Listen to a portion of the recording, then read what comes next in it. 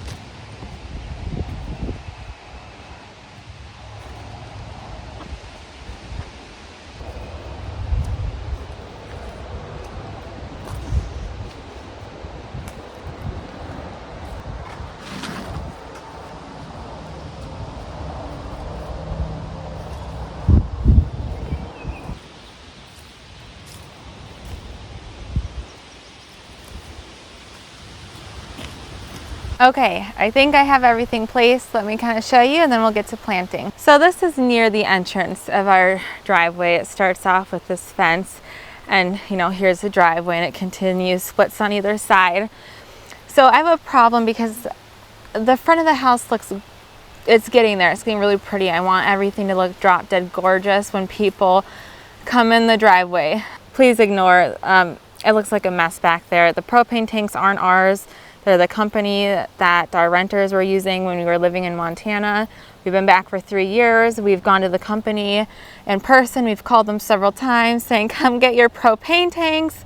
3 years later, they're still there. They're an eyesore.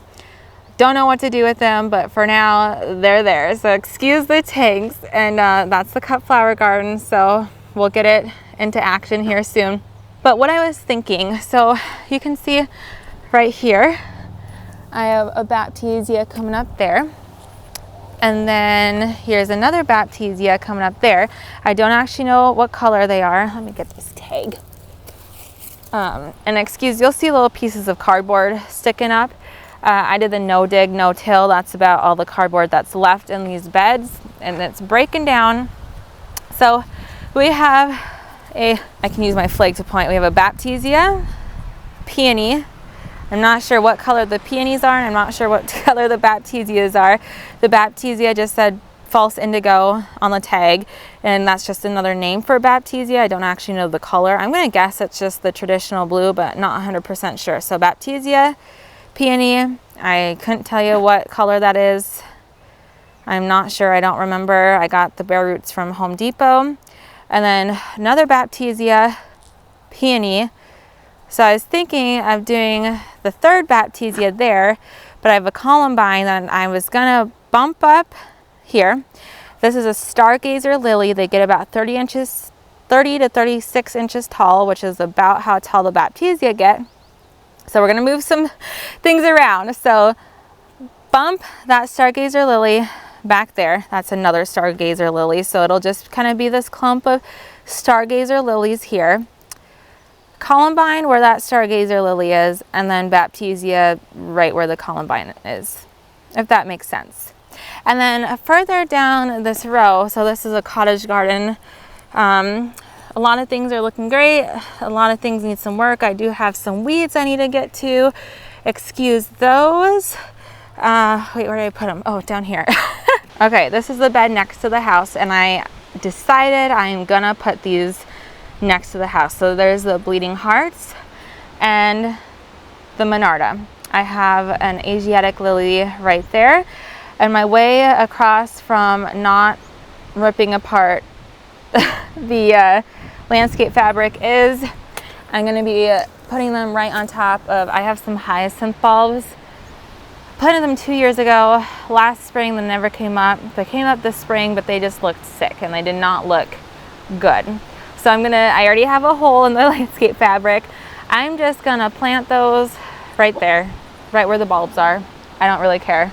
And then the monarda is right there as well. I have a flax, but I'm not sure I'm gonna put that there, so I'm not gonna plant that yet. So that's the plan. I'm just gonna start planting, and then I will do the final review.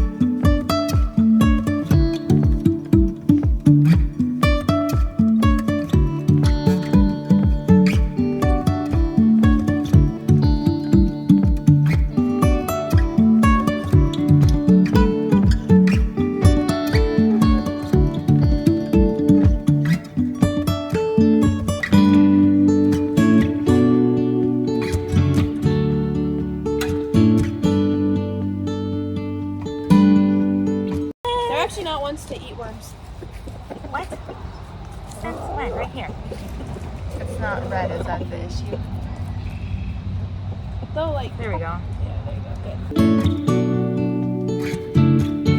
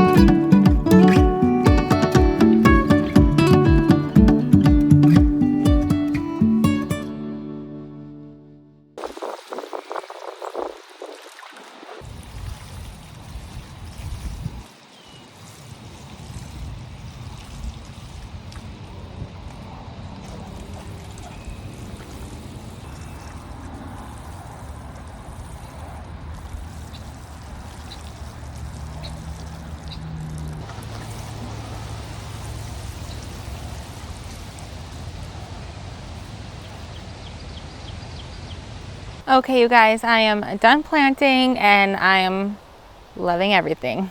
So it's kind of hard to see. We have some slight dapple shade here. It's getting pretty late in the afternoon. I think it's like 4 p.m. so heading on into the evening. So I put this here because the Baptisias, they can handle partial shade. So it gets sun all day until about now, later in the afternoon. So I think it'll be fine. But yeah, I'm loving it. I know it won't be like this all the time. It's just because I just bought this. Normally, Baptisias are, you know, not tiny, but currently I am loving the purpley blue blooms with this snowdrift crab. So I'm gonna enjoy it this year. I know it's something special. I ended up moving the columbine there and the lily there. So I think that will work out really, really nice. And then right down here, I planted the sedums. And let me tell you, they were kind of buggers to get in the ground. Let me figure out my shadow here. So it was so hard to like lift up every single little, I don't know, what do you call these, branches, and carefully lift them up and get dirt down in there. It took a while, but I got it and I love it. I think it will be so beautiful. I was gonna plant them out a little bit to, you know, be in the front border, but I have this drift of alliums coming up. These are the Globemaster alliums, and I have 5 along each side of the arbor. So that's again the entrance of my cut flower garden. We will be lifting that arbor. There's another arbor, and then I have another one I'm going to be putting in between. So there's going to be 1, 2, 3, 4 black arbors. Eventually I want to have the alliums continue all along on both sides, all the way down through there. I think that will be so pretty. So I made sure, and I'm putting them 1 big step apart. That's how I measure, is by steps. Obviously I struggled in the straight line department, but this one is coming. It's coming. It's just a little bit behind the others. So I figured 1 big step would land. Hold on, let me test it. Yeah, kind of right in between these 2. So that's the plan. Hopefully, I don't know, that might kind of hide the sedums a little bit. We'll see. We'll see. So there's that. And then here, this is probably my favorite area that I planted up just because of the bleeding hearts. And I didn't realize it at the time until I got it. This is an Amber Jubilee 9-bark. It has that really pretty amber orangey color when it first emerges. And then it gets this really, really pretty deep olive green color in the end of summer, early fall. But I didn't realize that these leaves have a tinge of blue.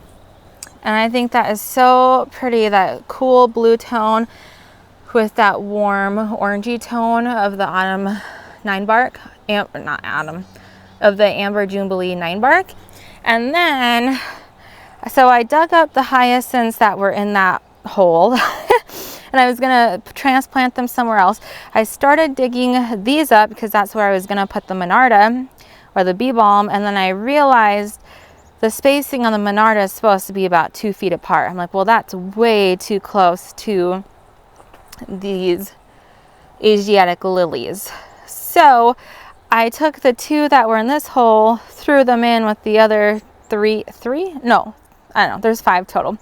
Threw them in there. They look horrible. I'll just cut them back soon. They're pretty much done blooming anyways. And then I ended up having to cut some landscape fabric. I know it was a pain, but I got it done. And that's where the Monarda is. And I think it's going to be beautiful. I have another Asiatic lily coming up there. I was kind of playing along the lines with planting. This is opalescent sedum, phlox, tall garden phlox from Proven Winners. I might end up putting that there because this bee balm only gets to about 20 to 24 inches tall. That gets 30 to 32 inches tall, so it'll be a nice step and a nice pop of color. So I'm playing around with it. We'll see. And then right here, I planted the Rock and Round Pop Star sedum. So ignore the well, you can't ignore it, it's right in front of me. Ignore the weeds in this bed. I just planted it up last fall, the no dig, no till. I was trying to make things stretch so the cardboard is not as thick as it should be, neither is the mulch. But I was thinking I have one there, one there, one there. They're spaced closer to 30 inches apart instead of the, I think it's 24 inches apart, it said. So it'll be like nice round balls of sedums here. But I have all these. The only thing that's really coming through are dandelions. And I could just go and hand pull, but then you don't get the roots and they come right back. So I need to just take a little shovel and dig all of these dandelions up. Oh, speaking of, here's another Baptisia, again, the dandelions. But you can oh my gosh, is that buds coming already? That's exciting. This is is it lemon meringue from Proven Winners? But yeah, same. And one of you guys told me to just dig the whole plant up and take out the dandelions, which I might end up doing because I just don't know how else to get those out. Whoa, the hair. But that is it for this video. Again, leave me your top unique foliage perennials in the comments below because I would love to add yours to my list of things to plant. And I might do a video of unique shrub foliage. You know, the 9-bark, the Amber Jubilee 9-bark would definitely be on my list of unique foliage shrubs. So leave me your comments below of what your favorites are. And I hope you all have a great day and I'll see you later. Bye.